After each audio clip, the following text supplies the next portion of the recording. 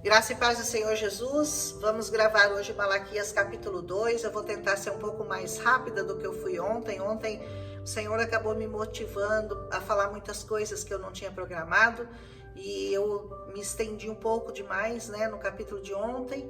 Mas enfim, hoje eu vou tentar ser mais concisa e falar do capítulo 2 de Malaquias mais rapidamente, não porque tem coisas menos importantes, mas porque eu tenho um tempo que eu determinei para falar e eu tenho ultrapassado um pouco esse tempo. Então eu vou tentar ser mais rápida. E essa advertência de hoje do capítulo 2 de Malaquias é contra os sacerdotes. O Senhor estava incomodado, o Senhor estava advertindo aos sacerdotes daquela época contra as ações que eles estavam tomando, contra as atitudes e a maneira de se portar daqueles sacerdotes. Ele diz assim: se vocês não derem ouvidos e se vocês não se dispuserem a honrar o meu nome, o que o Senhor quer? Ser honrado. Ele quer que honre o nome dele. Diz o Senhor dos Exércitos: eu vou lançar uma maldição sobre vocês e até amaldiçoarei as suas bênçãos. Até as bênçãos que eles haviam recebido como promessa seriam amaldiçoadas, caso eles não dessem ouvidos, caso eles não mudassem de atitude. Aliás, eu já os amaldiçoei, porque vocês não me honram de coração. É preciso honrar ao Senhor do fundo do nosso coração. Por causa de vocês, eu vou destruir a sua descendência. Esfregarei na cara de vocês os excrementos dos animais oferecidos em sacrifício em suas festas e lançarei vocês fora, juntamente com os excrementos. O que acontecia? Quando os sacerdotes se reuniam para fazer os sacrifícios, toda aquela parte que não podia ser usada no sacrifício, que eram os excrementos dos animais, as partes que o Senhor não permitia que fossem usadas nos sacrifícios, eles jogavam fora do tabernáculo, eles lançavam fora daquele tabernáculo. E o Senhor está dizendo: eu vou lançar vocês junto com os excrementos desses animais. Olha que palavra dura essa do Senhor, né? Então vocês saberão que fui eu que dei essa advertência. Quando eu fizer isso, vocês vão saber que fui eu, para que a minha aliança com Levi fosse mantida, diz o Senhor dos Exércitos. A tribo de Levi, como nós sabemos, era a tribo responsável pelo sacerdócio, é a tribo que ficou responsável por tomar conta das coisas do Senhor naquele tempo. Nós sabemos que da tribo de Levi, a geração de Zadok é a que foi consagrada para continuar abençoando e fazendo sacrifícios e ofertando coisas no altar do Senhor, para que a bênção do Senhor não fosse retirada de sobre a nação judaica. A minha aliança com ele foi uma aliança de vida e de paz, que de fato lhe dei para que me temessem, aliança de vida e paz. Ele me temeu e tremeu diante do meu nome. A aliança que ele fez com Levi, A verdadeira lei estava na sua boca, nenhuma falsidade achou-se em seus lábios. Ele andou comigo em paz, em retidão, desviou-se de muitos pecados, diz o Senhor.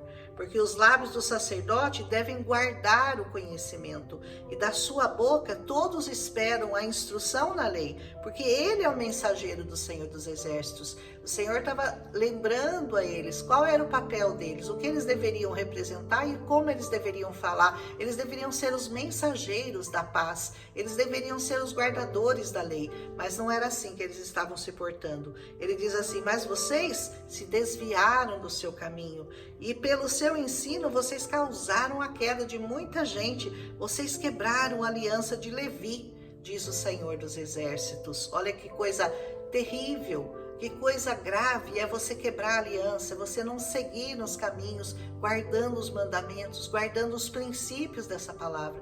Os princípios dessa palavra não podem ser mudados, eles são imutáveis, eles são universais e eles são eternos, não podem ser mudados. Por isso eu fiz com que fossem desprezados e humilhados diante de todo o povo, porque vocês não seguem os meus caminhos, mas são parciais quando ensinam as leis, ou seja, para alguns podia, para alguns não podia. Sabe quando ele é parcial? Dependendo com quem estava falando, a lei servia, dependendo com quem podia burlar a lei e assim por diante.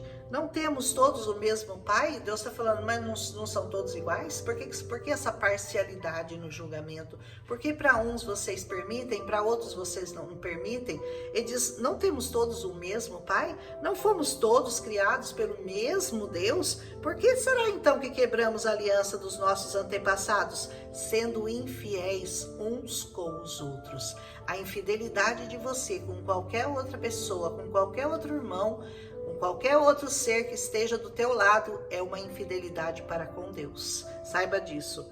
Judá tem sido infiel, ele diz. Uma coisa repugnante foi cometida em Israel e em Jerusalém. Sabe o que foi? Judá desonrou o santuário que o Senhor ama. Homens estão se casando com mulheres que adoram deuses estrangeiros. Sabe o que estava acontecendo naquela época? Eles estavam quebrando o pacto, quebrando a aliança, de se casarem só com o povo deles, só entre eles. E eles estavam casando com mulheres dos povos que eles conquistavam, dos povos perto dos quais eles viviam e conviviam. E eles estavam se casando com aquelas mulheres que não conheciam o Deus verdadeiro, que não adoravam ao Deus verdadeiro. E o Senhor estava muito irado com isso. Que o Senhor lance fora das tendas de Jacó o homem que faz isso, seja ele quem for. Não interessa se ele é o mais rico, se ele é mais importante, qual é o papel dele na sociedade. Se ele fizer isso, o Senhor está dizendo, lance-o fora da congregação, mesmo que ele esteja trazendo ofertas ao Senhor dos Exércitos, ou seja, mesmo que ele seja abastado. Então, para esses que traziam ofertas grandes no altar do Senhor, eles davam uma passadinha de mão na cabeça. Não, pode, a gente vai relevar, porque você se apaixonou por essa mulher e tal. E o Senhor estava bravo com isso. A outra coisa que vocês fazem, enche de lágrimas o altar do Senhor, choram e gemem, porque ele já não dá mais atenção às suas ofertas, ele não as aceita com prazer.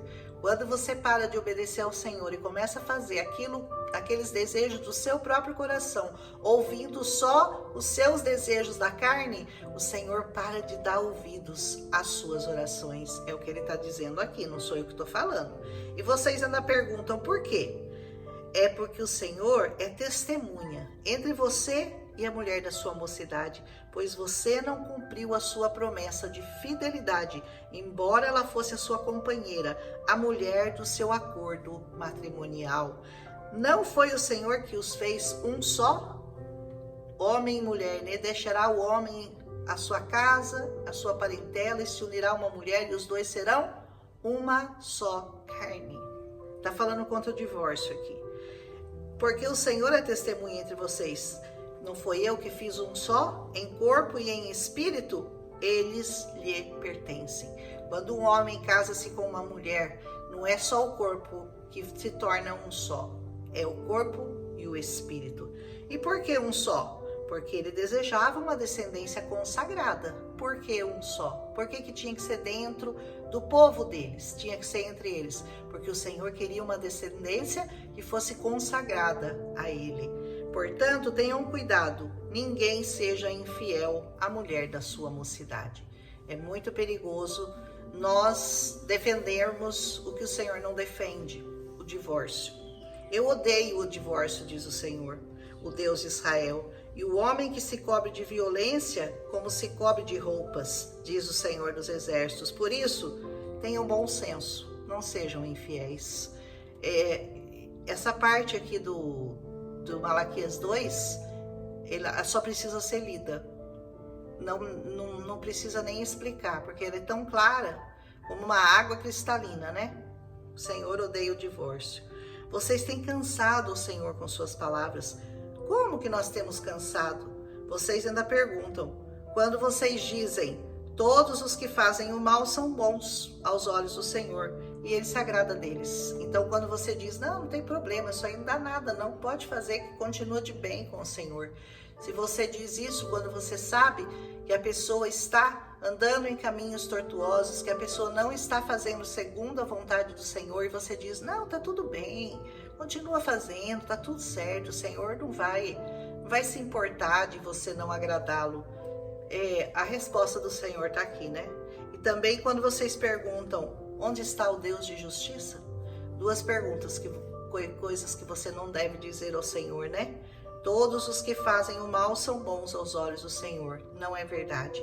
E Ele se agrada deles. Não é verdade. E também quando vocês perguntam, onde é que está o Deus de justiça? Aí o Senhor termina com essa pergunta, onde está o Deus de justiça? Saiba que o amor e a justiça de Deus são uma balança. Assim, ó, se você pesa mais a justiça, o amor fica comprometido. Se você pesa mais o amor, a justiça fica comprometida. Deus é um Deus de amor, mas é principalmente, acima de tudo, um Deus de justiça. Que nós aprendamos com o Senhor, aqui em Malaquias 2, a seguir trilhando os caminhos do Senhor em obediência à sua palavra, por mais que isso nos custe, mas isso tem um prêmio, a vida eterna, e nós estamos buscando um reino, não aqui nessa terra, nós estamos buscando o reino dos céus, a vida eterna com Cristo Jesus. Sejamos obedientes. Amém? Um abraço e até amanhã em Malaquias capítulo 3.